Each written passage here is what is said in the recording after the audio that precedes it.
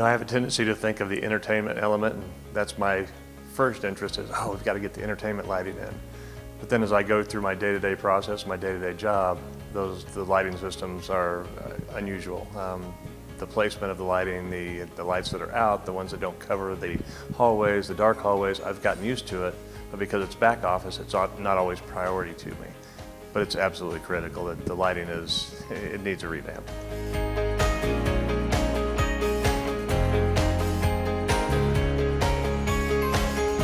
I think with a 20-year-old building, it's like buying a 20-year-old home. You know you're going to take on some of those elements of getting things up to speed, and we are at that point. At 20 years, we're to the point where boilers do need some upkeep, and they've replaced a couple of them, so we can kind of get through. But clearly, there's 3 of them sitting there that aren't working. The replacements need to happen, and I'm not enough of an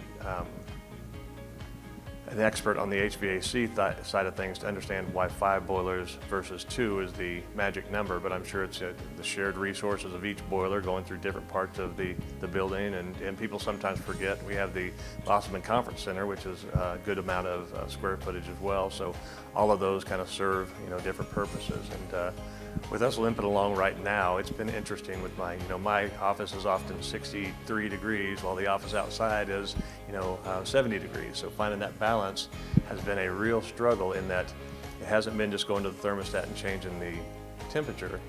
We've been kind of rigging it by opening up all the exterior ventilation and turning up the water valve so it puts out 100% water instead of the 60% that should be going at that level. And a lot of intricacies that I don't know, but there's a lot to it, and it certainly needs an upgrade.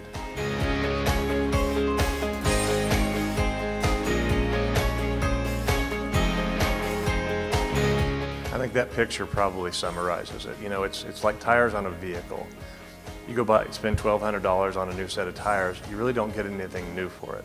You still have the same car, you're still driving to work, but it's a critical thing to make sure your tires aren't going flat. I think the roof is probably in that line of thinking, in that it's a critical need and upgrade. When we have a heavy rain, the first thing I do when I walk in the building is go identify where the leaks are, make sure that they're marked. We have walkers that are in there every day, Monday through Friday.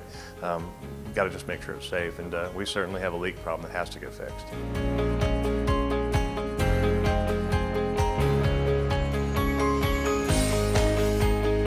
Critical. Those lights, when they get turned off, they take so long to turn back on. We literally had that happen. I believe it was at Hairball before they came out, or in intermission. I can't exactly remember, but somebody hit the wrong button on the concourse lighting, and it went completely dark, and the arena was dark, so the building was dark. So we're scrambling to get not me personally, but the AV tech scrambling to get that turned back on, and it took about 8 minutes. Since they were already warm, it came a little quicker, but for that 8 to 10 minutes, we're talking dark as far as danger goes. People are walking around the concourse, they could trip, there's a whole lot of things that could happen. Upgrading the lighting to be instant on and instant off is critical.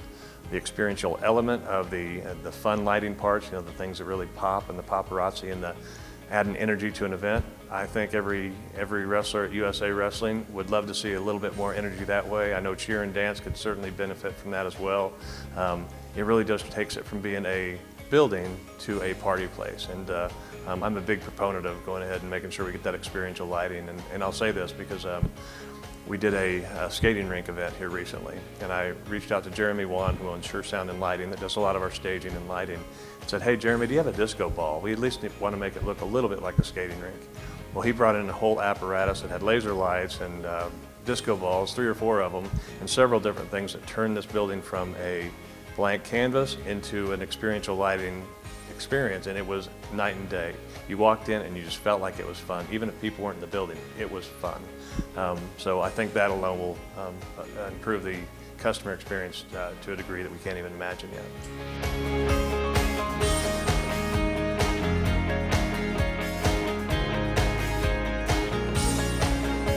Sounds real important for we want the big concerts. We just announced Scotty McCreery, and those are fun, and we want those kind of things. But sound for like the cheer and dance and the wrestling event, when they go to announce the winners and they talk about placements and here's what you do, and they're giving instructions a lot of times on what to do and how to get there.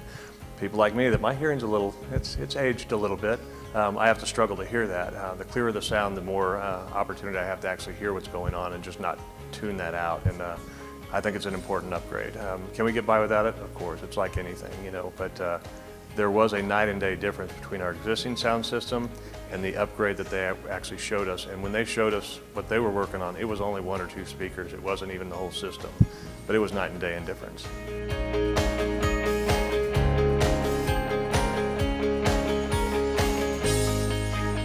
I wasn't a fan of ICE. I wasn't pushing for it when I first came on board. But as I got approached by the FPHL and started looking at the finances behind it, understanding that we would build a stable, consistent, annual financial revenue stream to support the ICE, it kind of changed the picture a little bit. Now we're not scrambling just to get events to turn the ICE into money. We have 28 events going on in our building that brings people into our city, it brings people into the building, they're spending dollars, that generates tax revenues.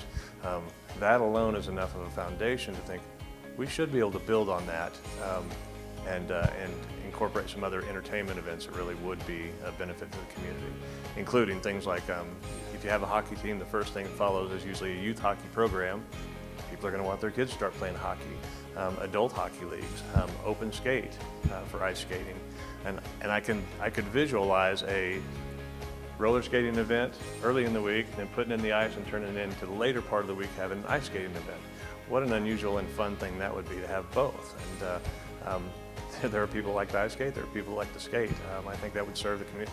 It'd cover a lot of people to give somebody something to do. And if you're like me, a lot of times on Friday night, you're sitting there and you go, hey, you want to go to a movie? You want to go grab a bite to eat? Now we can add in, hey, let's go to a hockey game. I haven't seen one of those yet. Let's go see what it's all about. They're doing ice skating tomorrow on Sunday afternoon. You want to go ice skating? I don't know. I've never ice skated. Let's go try it. I think anytime you add those new elements to the community, I think they'll respond to it.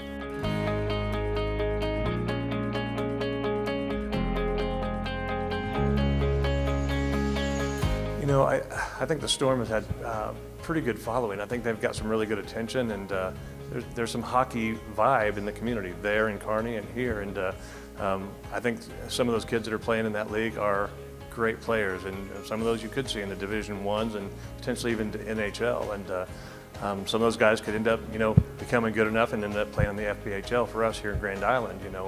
So I think it could be a really good synergy. I think there would be even a benefit to Kearney in that we wouldn't always be able to provide the ice floor for them to practice on. So I have a feeling this group would probably reach out to Kearney and the ownership there to say, hey, could we have some practice days at your facility there in Kearney? So believe it or not, I think the ice lifts both ships for both hockey programs.